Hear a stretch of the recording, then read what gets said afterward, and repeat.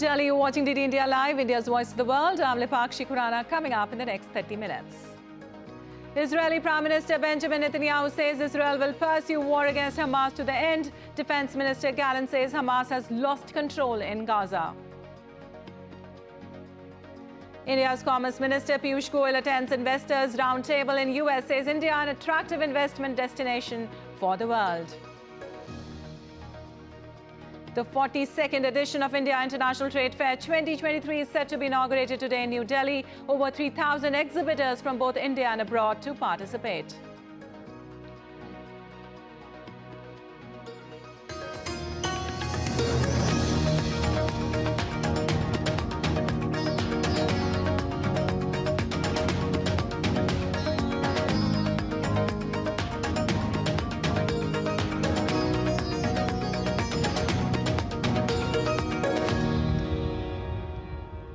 And the news in detail now. Prime Minister Benjamin Netanyahu has said that Israel will pursue war against Hamas to the end. Interacting with soldiers of Israel's Caracal Battalion during a visit, Netanyahu noted that this was not merely an operation or a round, but a war to the end. An extraordinary achievement, truly amazing. There are no words. I think that what you have done here, you simply decided the battle here. Men and women soldiers with daring and extraordinary resourcefulness. Well done. This says a lot. To turn the tide from the worst situation imaginable, this says a lot. This is also what we are doing now with the forces that are inside. This is neither an operation nor a round, but a war to the end. It is important to me that you know this.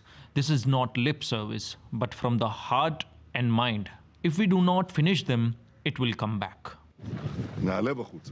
Meanwhile, as the Israel-Hamas conflict entered the 39th day, Israeli Defense Minister Gallant said that Hamas has lost control of the Gaza Strip it has ruled for 16 years. After an assessment of the fighting, Gallant said Israeli forces are advancing according to plans and carry out the tasks accurately and lethally. He said IDF has intensified activity against Hamas tunnels in recent days. The Israeli Defense Force spokesperson said the Israeli military is operating inside Gaza to ensure the safe release of the 239 Israeli hostages and is combining all three modes of land, air and naval forces in the war. And this comes as the Israeli military claimed that Hamas was using hospitals for hiding and storing weapons in children's hospital basement in Gaza, adding that hostages were also likely to be held there. I went to the hospital with a video camera and personally documented more concrete evidence. The concrete evidence are that Hamas uses hospitals as an instrument of war. Underneath the hospital, in the basement, we found a Hamas command and control center, suicide bomb vests, grenades, AK-47 assault rifles, explosives devices, RPGs and other weapons, computers, money, etc. And we also found signs that indicate that Hamas held hostages here. This is currently under our investigation, but we also have intelligence that verifies it. Well, the Israeli army has said on Tuesday that its fighter jets had struck Hezbollah terrorist infrastructure in Lebanon in response to launches towards northern Israel over the past few days. Video released by the Israeli Defense Forces showed what it said was several aerial views of targets being hit, including a number of operational command centers in which Hezbollah operated. Weeks of hostilities across the Lebanese-Israeli border have escalated with growing casualties on both sides and a war of words fueling concerns of widening conflict between Israel and the Iran-backed Lebanese group Hezbollah. Meanwhile, the White House on Monday said that the U.S. is working to get the release of hostages held in Gaza. Very transparent about the fact that we have limited visibility into both the whereabouts of the hostages within Gaza and their condition. And I said as recently as yesterday that we have 9 missing Americans, 1 missing green card holder, and I cannot look in the eye and tell you how many of those hostages are still alive. We do have information, and I'll be careful about how I characterize that, about some of the hostages and a notion that there are a substantial number of hostages who are not just alive, but who could potentially be part of a hostage release. But I couldn't give you a number of exactly how many Americans would be included in that. That's something that we will have to work through as we continue these negotiations. And of course, we won't know for certain until we actually get the release of those hostages and they're safely returned to their families. So that's something we're going to continue to work on. Well, the Brazilian president on Monday welcomed 32 nationals that his government managed to rescue from the Gaza Strip this week following a month of negotiations. The president greeted passengers with hugs and kisses after their arrival late on Monday evening. This flight was the 10th in Brazil's operation to bring back citizens from Israel, the West Bank and the Gaza Strip following the recent war in the region. Well, moving on, India's Minister for Commerce and Industry, Piyush Goyal, has held bilateral meetings on the sidelines of the Indo-Pacific Economic Framework in the U.S. city of San Francisco. Goyal held talks with the United States Trade Representative, Catherine Tai. He also met with the South Korean Trade Minister. Taking to X, Goyal said that the duo explored ways to enhance cooperation across diverse sectors along the reviewing the upgradation progress of India-Korea Comprehensive Economic Partnership Agreement.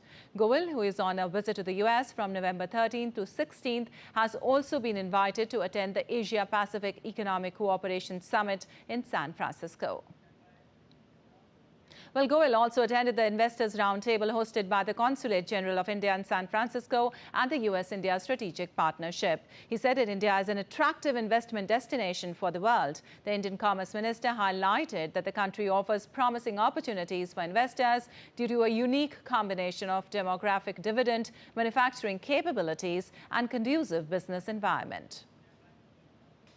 Earlier, the Commerce Minister met with Singapore's Minister for Trade and Industry, Gan Kim Yong, on the sidelines of IPF in San Francisco. The two sides look to advance trade and commerce between the two nations. During the meeting, the leaders emphasized ways of enhancing cooperation between India and Singapore in emerging and futuristic areas.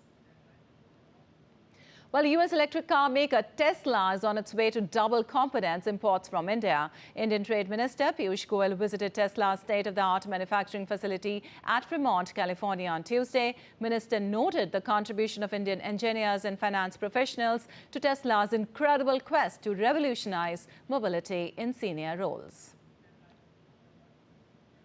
Well, U.S. President Joe Biden greeted Indonesian President Joko Widodo at the White House as the two leaders prepared for an Asia-Pacific Economic Cooperation Summit in San Francisco for talks on regional security and clean energy transition, among other topics. The Indonesian president had a discussion on many topics, including Israel-Hamas conflict, among other things, with the U.S. president.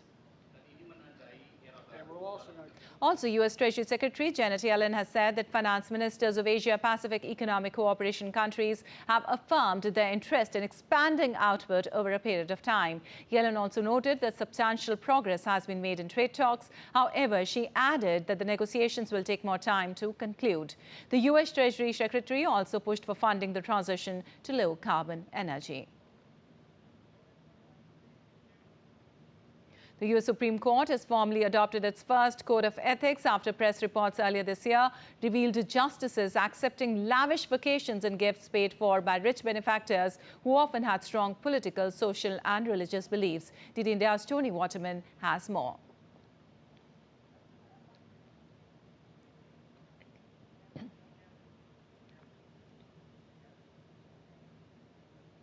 Also, former U.S. President Donald Trump's son, Donald Trump Jr., defended his father's real estate business during a civil fraud trial. Trump has been accused of inflating his net worth by over $2 billion to secure better financing.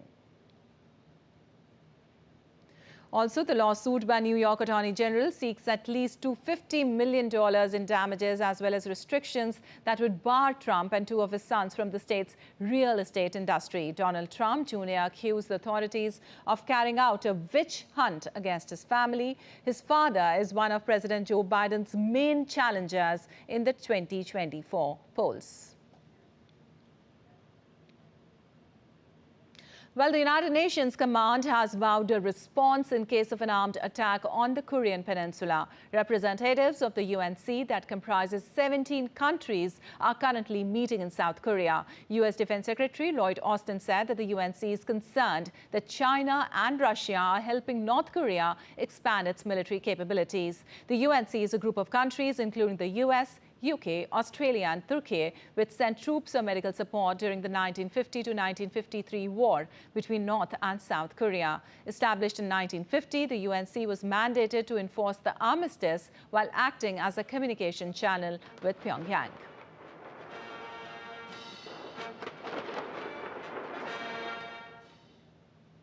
Well, over 2,000 delegates are gathered at the United Nations Environment Programme headquarters in Nairobi to forge out a global treaty to combat plastic pollution. But while there's consensus that a pact is needed, there's bound to be differing views on what should be included in the document. DD India's Isabel Nakaria reports from Kampala.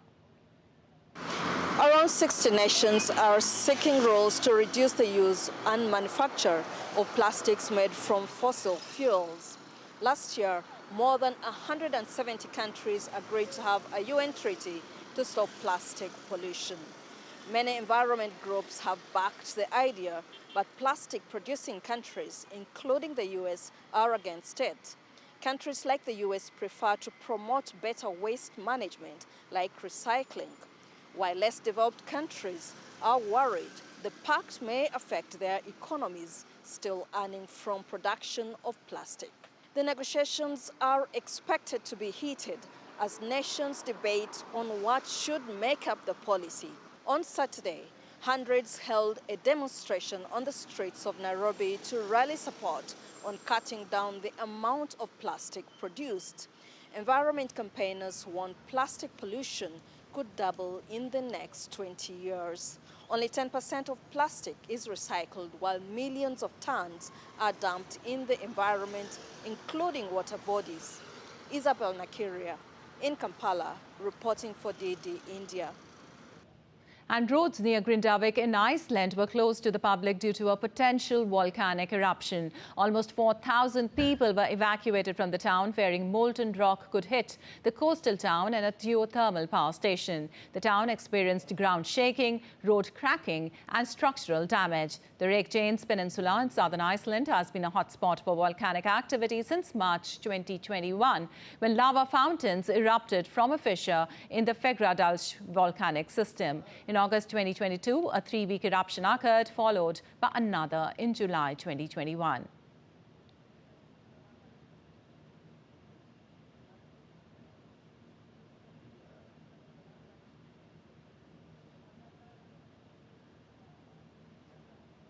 And now let's take a look at other stories making news around the world. In Japan, climate change and heavy rains have delayed the Ayu sweet fish's spawning period, leading to a decline in catches. Fishermen now use trained birds to catch Ayu in Okai tradition. However, fishermen have turned to tourism to supplement income. Gyeonse's auction house is set to host an online auction on December 14th, featuring over 30 lots from the 20th century. Auction will include Elvis Presley's 6th grade report card and Bob Dylan's first album master recordings. Also a handwritten note from President John F. Kennedy, personal items from author Henry Miller, a Yankees World Series ticket club, and a 1950 Coney Island carousel horse. And Joby Aviation, an electric aircraft manufacturer, has successfully launched its first electric air taxi flight at the downtown Manhattan helipad in New York City. The company, in partnership with Delta Airlines, aims to offer fast, emissions-free journeys and reduce helicopter noise impact. The company plans to begin commercial passenger service in 2025 and has received FAA certification for flight testing. And still to come on this edition of DD India Live. EAM Jaishankar meets newly appointed UK Home Secretary and Defence Secretary in London. And India to take on New Zealand in the semi-final match of ICC World Cup on Wednesday.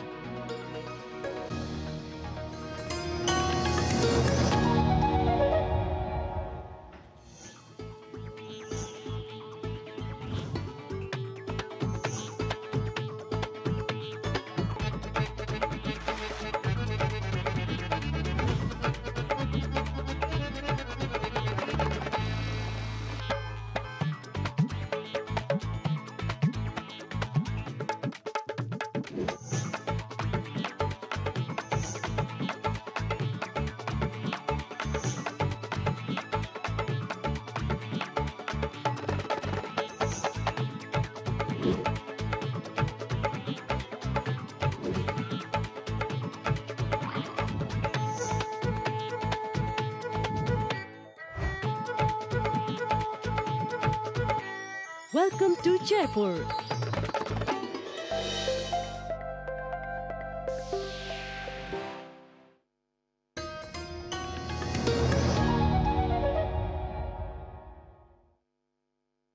And moving on, the strengthening bilateral ties with the UK, Indian External Affairs Minister S. Jaishankar met with newly appointed UK Home Secretary James Cleverly in London on Monday. Jaishankar, who is currently on an official visit to the UK, expressed appreciation for Cleverly's unwavering support, underscoring the continued strength of the strategic partnership between India and the UK. Both leaders not only discussed the importance of mobility, skills and talent in the development of our bilateral cooperation, but also exchanged views on addressing shared concerns on extremism, economic offences, trafficking and security. Earlier, Jaishankar engaged in the discussion with UK Defence Secretary Grant Shapps. Bolstering defence and security cooperation between the two nations took the centre stage during their discussion. Jaishankar also highlighted the promising avenues for collaboration through the Make in India initiative, offering new opportunities for British partners. The leaders also exchanged perspectives on pressing global security challenges, emphasising the convergences in their strategic approaches. Well, India's External Affairs Minister also addressed the Indian community at a Diwali reception in London. He hailed the community for making a powerful contribution in India-UK relations. The External Affairs Minister said that a new India is coming into being and that a transformation is underway in the country. I began by saying the world has changed, our relationship has changed, UK has changed, India has changed. So you may ask me, what has changed in India? You know the answer. The answer is Modi. Initiatives like Beti Padhao, Beti Bachao, initiatives about building toilets for girls, about the Jan Dhan Yojana, the financial inclusion, about building houses, the Awas Yojana. When you see the cumulative impact of all of this on the lives of people, that is the change which is underway in India. And moving on, the 42nd edition of India International Trade Fair is beginning in its capital city of New Delhi today. It is going to be the biggest ever international trade fair at the newly redeveloped Pragati Maidan complex. The theme this year is Vasudev Kutumbakam. United by Trade Women Entrepreneurs from the SAARC countries will be a key focus of this year's trade fair. SAARC countries are also setting up pavilions to showcase their best products and businesses to the world. Other countries like Turkey, Qatar, Bahrain will be major participants at the International Trade Fair. The mega event is scheduled to be held between 14th and 27th of November this year. More than 1 million people are expected to visit the trade fair this year. And now let's take a look at other stories making news today. India is celebrating Children's Day today. This date was chosen to coincide with the birthday of India's first Prime Minister, Pandit Jawaharlal Nehru, who was known to be very fond of children and advocated for their rights and education. President of India, Draupadi Murmu, met with various students belonging to schools and institutes at the President House in New Delhi on the occasion. Indian Prime Minister Narendra Modi also paid tributes to Jawaharlal Nehru on his birth anniversary. In the Himalayan state of Uttarakhand, relief and rescue work is underway to evacuate the stranded workers at the earliest from the Silkyara tunnel collapse site. The rescue forces made a plan to take the workers out safely by putting big pipes inside the tunnel. Around 40 workers are trapped in the tunnel and authorities said all are safe and being sent food and water. In India, retail inflation based on consumer price index eased to 4.87% in October compared to 5.02% in September this year. According to the Ministry of Statistics and Program Implementation, rural areas saw a high inflation rate at 5.12% compared to urban areas at 4.62%. And a peculiar video that stands out from the ordinary shared by the Government of India. In an incredible fusion of technology and tradition, a robot performed Aarti of Lord Ganesha. The robot is manufactured by Orangewood Robotics Company.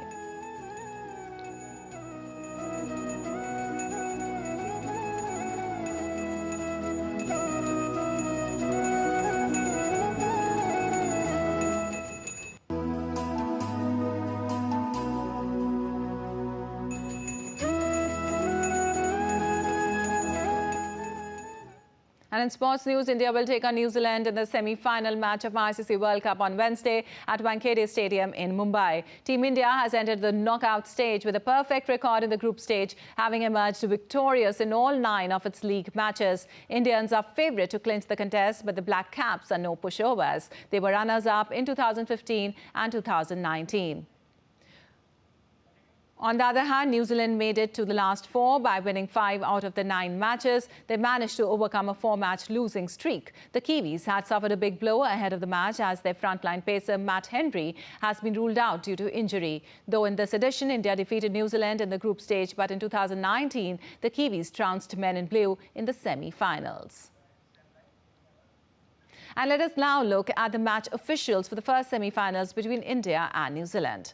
On field umpires, Richard Illingworth and Rhett Talker; third umpire, Joel Wilson; fourth umpire, Adrian Holderstock; match referee, Andy Pycroft.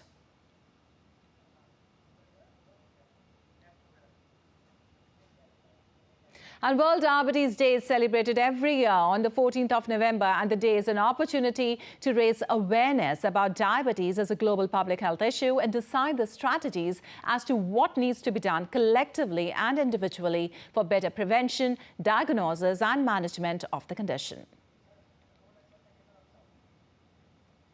14th November is observed as World Diabetes Day, often referred to as a lifestyle disease. Diabetes is rising among masses in India and abroad. Diabetes is a disease that occurs when your blood sugar is too high, your body doesn't make enough or any insulin or doesn't use the insulin properly. 30 साल की उम्र में ही Get blood glucose tested by the age of 30. If you have risk factors like obesity and heart disease, take steps to prevent diabetes. Work on improving your lifestyle. Have regular and balanced diets. Consume more salad, vegetables and proteins. Avoid refined and processed food. Practice a minimum of 30 to 40 minutes of walking or exercise. Do exercise, swimming, yoga and dancing to burn calories. Avoid smoking and alcohol. World Diabetes Day provides an opportunity to raise awareness of diabetes as a global public health issue and what needs to be done collectively and individually for better prevention, diagnosis and management of the condition. Kiran Bharadwaj's report for DD India. Well, 15th of November is celebrated as Janjatiya Gaurav Divas, or Tribal Pride Day, to honour Indian tribal freedom fighter Birsa Munda. It is an opportunity to celebrate the glorious tribal culture and contribution to national development. DD India correspondent Devendra Mundal reports for more. On 15th of November every year, India celebrates the National Tribal Pride Day, a day where tribal leaders are paid respect throughout the country. This year, Prime Minister Narendra Modi will be visiting Ranchi and will also visit this very same museum where Birsa Munda, a tall tribal leader who is also regarded as one of the tallest of all the tribal leaders in India, has sacrificed his life here fighting the British. Behind me is the tall 25-feet statue of Birsa Munda inaugurated by Prime Minister Narendra Modi in 2021. He will be visiting this place where he will be paying floral tributes to the great man. Let me take you inside the jail where Birsa Munda sacrificed his life fighting the British. This prison, which has now been converted into a museum, showcases the tribal life and culture through various models that have been depicted here. Visitors coming from across the country who wants to learn and witness how tribal culture in Jharkhand and Chhattisgarh is showcased here at this prison. Remember, this prison functioned as a prison till 2010, after which it was converted into a museum. Let me take you inside the same very prison where Birsa Munda sacrificed his life, and he was arrested and kept at this very same prison fighting the British. Behind me is barrack number 4. This is the same place where Birsa Munda was arrested and kept in solitary confinement by the Britishers. By fighting the Britishers, Birsa Munda lost his life at this same place where we are standing in Ranchi, Jharkhand. Not just him, several other tribal leaders are showcased here and revered by people from across the country that come here to pay respect to the tribal leaders who laid down their life for the freedom of this country. From Ranchi, this is Dibyendu Model for DD India.